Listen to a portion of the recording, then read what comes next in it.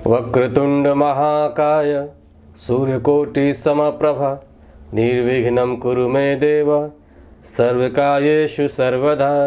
अगहन महीने के संकष्टी चतुर्थी भगवान गणेश के गजाधीप स्वरूप की पूजा की जाती है और इस दिन खासकर 23 नवंबर को शुभ योग बन रहा है और अभिजीत मुहूर्त आपको सुबह में भी आपको 2 घंटे मिलेगा और शाम को भी दोपहर के बाद भी आपको विजय मुहूर्त मिलेगा। आपको मैं शुभ समय बता दे रहा हूँ। उसी शुभ समय में आप इसकी विधि विधान से पूजा करें।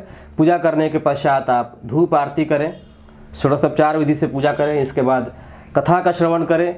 हर महीने के संकष्टी चतुर्थी कथा अलग होती है, तो अगर आपके पास पुस्तक हो तो बहुत अच्छी बात है, नहीं तो अभी मैं आपको कथा सुनाऊंगा, आप यहीं से कथा सुने और विधि विधान से पूजा करें।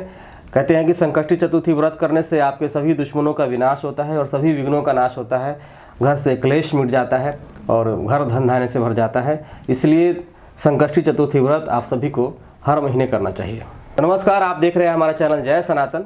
हमारे चैनल पर इसी प्रकार के धार्मिक वीडियो चलते हैं। हमारे सनातन धर्म से जुड़े जितने भी पूजा पाठ की चीज़ें होती हैं, व्रत त्यौहार, इन सभी चीज़ों के बारे में वीडियो चलती हैं। तो ये सभी चीज़ें देखने के लिए आप हमारे चैनल को सब्सक्राइब कर लें। अगर हमारे पुराने सब्सक्राइबर हैं तो वीडियोज़ को लाइक और शेयर किया कीजिए ताकि ये सभी महत्वपूर्ण चीज़ें लोगों तक पहुँचती रहें। और ये फिलहाल बात करते हैं संकष्टी चतुर्थी के दिन विजय मुहूर्त और अभिजीत मुहूर्त कब है और आपको पूजा कब करना है।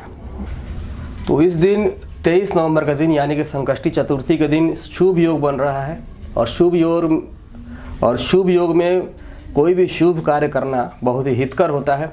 खासकर 11:46 से 12:29 तक अभिजीत मुहूर्त रहेगा और दोपहर 1:53 से यानी 1:53 से लेकर दोपहर 2:35 तक विजय मुहूर्त रहेगा। इन खास 2 मुहूर्तों में, अभिजीत मुहूर्त और विजय मुहूर्त में ही आप कोशिश करें पूजा करने के लिए। इन दोनों मुहूर्तों में पूजा करने से फल अति लाभकारी होता है। तो ये सारा पूजा पाठ विधि विधान से करने के बाद आपको कथा का श्रवण करना चाहिए। तो चलिए अब आपको मैं कथा सुनाता हूँ। तो कथा का श्रवण करने से पहले अपने हाथ में गंगाजल, पुष्प और अक्षत ले लें और श्री गणेश भगवान को स्मरण करें और ध्यानपूर्वक कथा सुनें।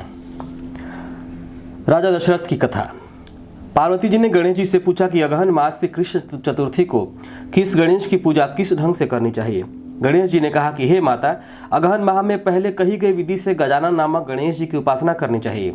इसके पश्चात अर्घ्य देना चाहिए। सारे दिन व्रत रहकर पूजन के पश्चात ब्राह्मण को भोजन कराकर जौ, चावल, चीनी, तिल और घी की सामग्री बनाकर हवन करावे तो वह अपने दुश्मन को अपने वश में कर सकता है।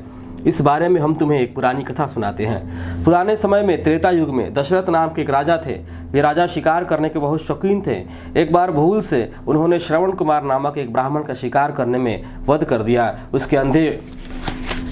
उसके अंधे माता पिता ने राजा दशरथ को शाप दिया कि जिस तरह हम पुत्र के वियोग में मर रहे हैं उसी तरह तुम भी एक दिन पुत्र शोक में मरोगे। इससे राजा बहुत चिंतित हुए। उन्होंने पुत्रेष्टि यज्ञ करवाया। इस यज्ञ के कारण जगदीश्वर श्रीराम ने 4 भुजाओं वाले रूप में अवतार लिया और लक्ष्मी जी सीता जी के रूप में पृथ्वी पर अवतरित हुई। पिता की आज्ञा प्राप्त करके भगवान राम ने सीता और लक्ष्मण सहित वन में खरदूषण आदि राक्षसों को मारा। इससे क्रुद्ध होकर रावण ने सीता जी का हरण कर लिया। सीता जी के हरण होने के दुख में भगवान राम ने पंचवटी को छोड़ दिया और ऋषमुख पर्वत पर जाकर सुग्रीव के साथ मित्रता की। इसके पश्चात हनुमान आदि वानर सीता जी को तलाश करने में लग गए। ढूंढते ढूंढते वानरों ने गिद्धराज संपाति को देखा। संपाति ने इन वानरों को देखकर पूछा कि तुम कौन हो, इस वन में कैसे आए हो, तुम्हें किसने भेजा है। संपाति के ऐसे पूछने पर वानरों ने कहा कि दशरथ जी के पुत्र श्री भगवान राम जी सीता जी और लक्ष्मण सहित दंडक वन में आए हैं।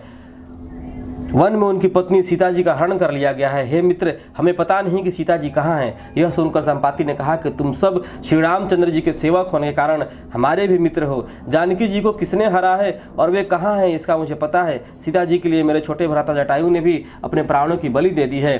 भगवान श्री राम जी को स्मरण कर जटायु ने अपने प्राणों को छोड़ा है। यहाँ से कुछ दूरी पर समुद्र है जिसके उस पार राक्षस नगरी है। उस नगरी में शीशम के वृक्ष के नीचे सीता जी बैठी हुई हैं। रावण द्वारा हरण की गई सीता जी मुझे अभी भी दिख रही हैं। मैं आपको सत्य बता रहा हूँ, समस्त वानरों में केवल हनुमान जी ही परम बलशाली हैं, इसलिए उन्हें वहाँ जाना चाहिए। वे ही अपने बल से समुद्र को पार कर सकते हैं, अन्य कोई इसको पार नहीं कर सकता। संपाति की बात सुनकर हनुमान जी ने कहा कि हे संपाति, इस विशाल समुद्र को मैं कैसे लांघ सकता हूँ? जब यह सब वानर समुद्र को पार नहीं कर सकते, तब मैं अकेला समुद्र को कैसे पार कर सकता हूँ? हनुमान जी की बात सुनकर संपाति ने कहा कि हे सखा, आप संकट नाशक गणेश चतुर्थी का व्रत करें। इस व्रत के प्रभाव से आप कुछ ही क्षण में सागर को पार कर लेंगे। संपाति के कथनानुसार हनुमान जी ने संकट चतुर्थी के सुंदर व्रत को किया। हे अजलसुते, इसके प्रभाव से हनुमान जी कुछ ही क्षण में सागर को लांघ गए। इस संसार में इस व्रत के समान अन्य कोई व्रत सुखदायक नहीं है। कृष्ण जी कहते हैं, हे धर्मराज युधिष्ठिर, आप भी इस व्रत को करें। इस व्रत को करने से आप शीघ्र ही अपने शत्रुओं को पराजित कर समस्त राज्य के स्वामी बनेंगे। देवकी नंदन श्री कृष्ण के वचनों को सुनकर युधिष्ठिर ने गणेश चतुर्थी का व्रत किया। इस व्रत के परिणाम स्वरूप वे अपने शत्रुओं को परास्त कर राज्य के स्वामी बन गए। बोलिए गजाधिप महाराज की। तो इस प्रकार यह कथा समाप्त हुआ। अपने हाथ में जो अक्षत पुष्प लिया है वो गणपति भगवान के सामने छोड़ दे और भगवान से अपनी मनोकामना जो भी है आप मांगे। भगवान गणेश आपकी सभी मनोकामनाएं, सभी कामनाएं आपकी पूर्ण करेंगे।